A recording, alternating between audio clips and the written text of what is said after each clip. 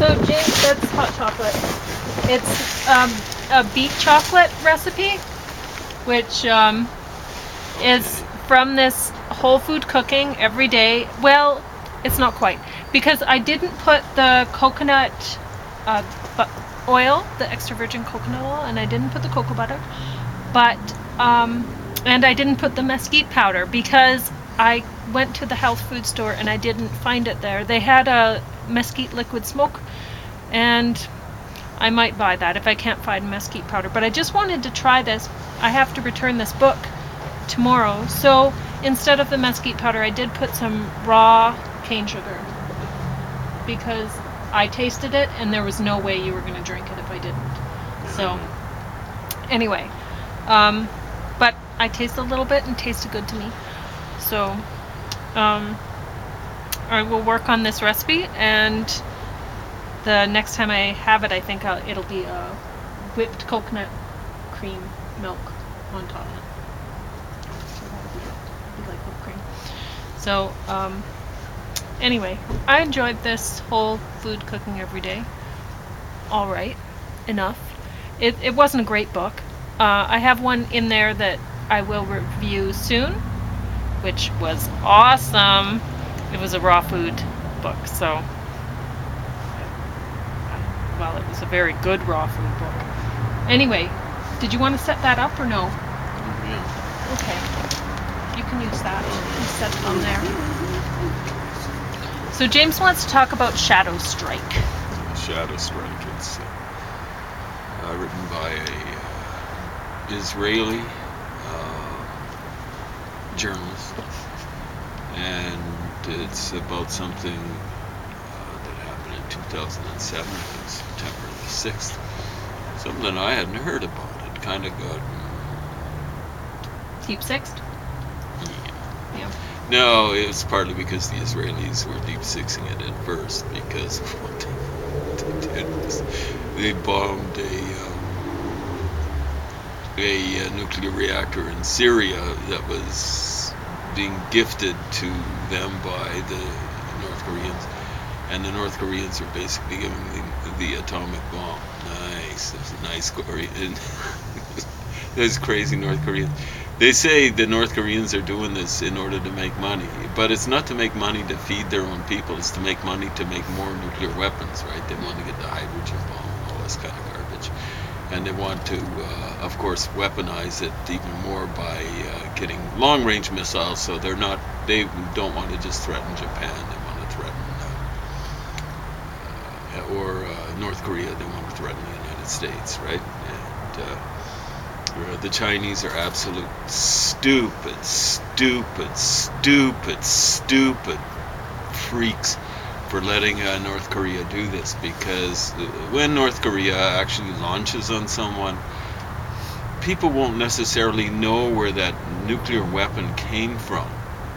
And let's say the US gets bombed or something like that by North Korea, and the US will have, well, it used to be when I was a kid, it was 30 minutes or so to figure out who hit them. And the temptation in the United States it won't be a temptation, it'll just be, okay, we don't know exactly who did it necessarily, we'll just have to take everyone out. And so that would include, oh yes, the Chinese. Yeah, you stupid. If you Chinese, I'm talking about the government.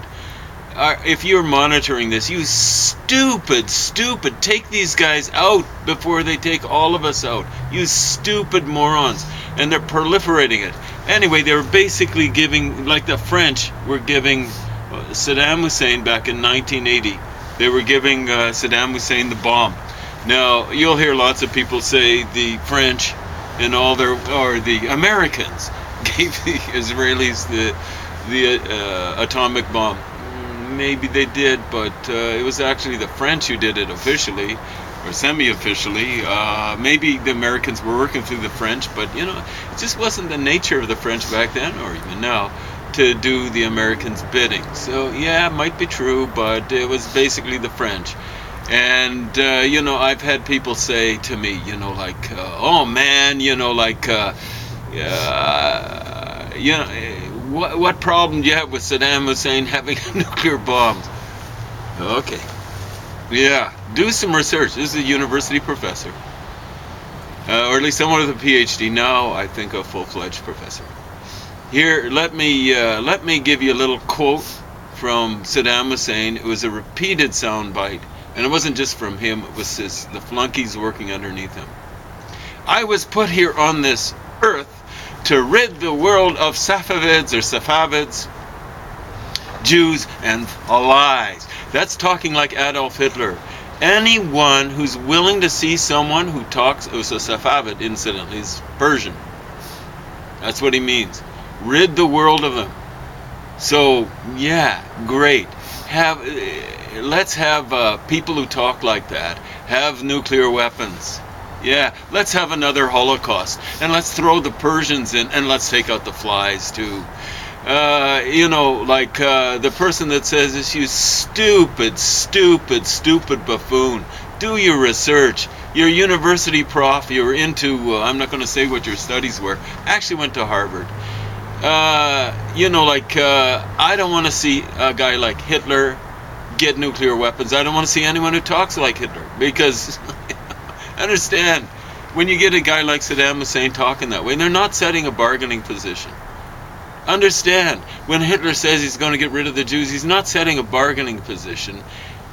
When people are dictators, they're not used to setting bargaining positions. That's not the way they think. They're dictators. They don't have to bargain. It's not a democracy. They're proud of the fact it's not a democracy. They don't bargain. And when they talk that way, they mean it. And so here they are, the Syrians. Back in 2007. Oh, that's 4 years after Saddam Hussein had weapons of mass deception. The French were giving Saddam Hussein, 23 years earlier, the bomb. And thank heavens, the Israelis took that Osirik reactor out. So in 2003, you had a guy called Hans Blix, who's with, I believe, I don't know if it's the UN, but it's some sort of an atomic investigation agency, saying, there's no way Saddam Hussein has nuclear weapons, nuclear capability. He doesn't have weapons of mass destruction. Here's Hans Blix, a little over 10 years before. He's saying, hey, this is when the Americans took out Saddam Hussein in the first Gulf War. In the aftermath of it, one of the things that happened was UN's weapons and investigators had to be allowed in. And Blix is going around, and he comes back and says, we never knew they had such capability. Yeah, you never knew back then. How's anyone supposed to trust you in 2003, you stupid flunky? So, in 2003, what happened? Yeah, Gaddafi's so afraid, Muammar Gaddafi, now thankfully dead, he's going around saying, I don't want the same thing that happened to Saddam Hussein happen to me. Guess what? I am fessing up to my nuclear program. And everyone's going to say, even the Israelis and the Americans didn't know. And the Americans would have been scared, I think, to reveal it after, they kind of bombed out with their weapons of mass destruction with Saddam Hussein. Understand, Saddam Hussein was going to get them if he'd stayed in power, and if the Europeans they'd been pushing on the Americans, hey, relax sanctions on the dude. You're being really hard on him. You're killing off thousands, hundreds of thousands, I think the figures were, of Iraqi kids. Here's the thing. I think it was Hitler actually talked about the big lie in Mein Kampf. The big lie. The bigger the lie, the better. I've actually seen the UN statistics on population growth and the opposite in Iraq. And liars, usually they talk too much. So Saddam Hussein was talking too much in the 90s, okay? So he shows these birth figures and then huge death figures. Now, it was supposed to be a horrible place to live in because of the American sanctions, And the weird thing is, with all these kids dropping like flies because of American sanctions, the Iraqi population grew. So you're telling me it was Saddam, you ghost of Saddam, that you had a big, like a lot of people doing business tourism, like to work there, and come on, he was lying. He was lying.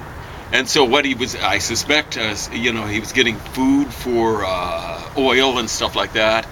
And I don't know if it was based on the population, So I'm not sure exactly all the way he was lying, but my suspicion is he was lying about the number of kids dying. I don't think it was any more than it was before. And then he was pumping up the growth figures because, hey, we got a growing population here and stuff like that. And there's the UN, people at the UN, they'd see these figures. No one called his bluff, so far as I know. And it's just amazing when you actually look at the figures. And all sorts of crazy fake left-wingers who actually don't do their homework go at this university, lots of other, crying. When I was a kid, they wanted sanctions, tough sanctions on South Africa. But, when sanctions are put on Saddam Hussein, no, they don't work. Sanctions don't work. And all they do is affect the kids and stuff like that. Guys, start singing the same tune, like when it's one thing and the other. Sanctions, I don't know if they work that well, but, if nothing else is working, you got to try something. So, anyway, thank heavens the Jews took out this, because the place where this was at is a place that ISIS took over somewhere around 2014. 2015, and if the Syrians hadn't been able to take it down in time, ISIS would have at least nuclear waste to put into bombs and stuff like that. Fun times. Yeah. Okay, so page 91 was the superfood chocolate milk mix recipe, which I combined with the beet hot chocolate recipe. I just wanted to point that out, and I needed to put more almond milk in it because it's very thick, and in the cold it got a thick skin on top, and so I will need to heat that up again with some more fluid so that James will like it. But the taste was good. So yep, I liked it quite a lot. It was different because it had cinnamon and stuff in it, but very tasty. So I would encourage people to try this recipe book. And do you have anything more to say about Shadow Strike? No. That's was it worth reading? Well, it's not very well written. It's written by a journalist, after all. It's not, and this probably isn't his native language, English. But it's important to read it. Maybe there's some flunkies out there going, it's all made up. It's fake news. Coming from the right wing. I'm tired of you guys. I'm tired of you fake history left wingers. Tired of you. Tired of Donald Trump with his fake news, man. I'm tired of you guys too. Anyway, tired, sick and tired, tired of stupidity. Right and left wing.